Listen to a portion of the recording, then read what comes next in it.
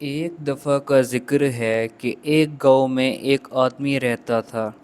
اس کا ایک اونٹ بھی تھا۔ آدمی اس سے کام تو بہت لیتا لیکن اس کو کھانے پینے کے لیے بہت کم دیتا۔ ایک دن اونٹ اپنے مالک سے تنگ آ کر وہاں سے بھاگ جاتا ہے۔ اس کا مالک جب دیکھتا ہے کہ اس کا اونٹ بھاگ گیا ہے، اوئے میرے اونٹ کو پکڑو، اوئے میرے اونٹ کو پکڑو۔ اس آدمی کو اپنے اونٹ پر بہت زیادہ غصہ آتا ہے۔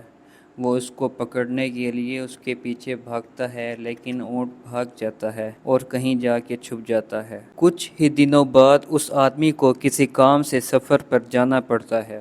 سفر کے دوران جب اس کا گزر ایک صحرا سے ہوتا ہے تو تب اس کا کھانے پینے کا سامان ختم ہو چکا ہوتا ہے۔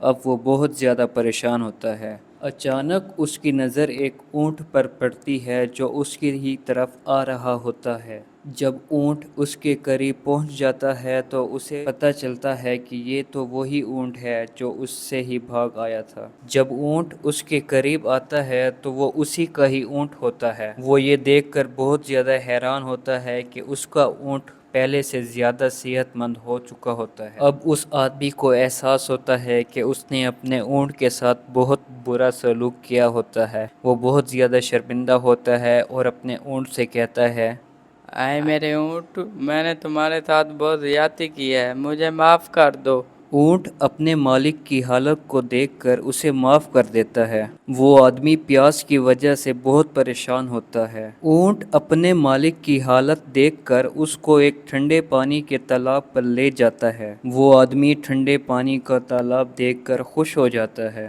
اب وہ آدمی اپنے اونٹ کو لے کر واپس اپنے گاؤں آ جاتا ہے۔ واپس آ کر وہ اپنے اونٹ کا بہت اچھے سے خیال رکھتا ہے۔ اب وہ دونوں ہی خوشی خوشی رہ رہے ہوتے ہیں۔ تو دوستو، اس کہانی سے ہمیں یہ پتہ چلتا ہے کہ ہمیں بے زبان جانوروں کا اچھے سے خیال رکھنا چاہیے۔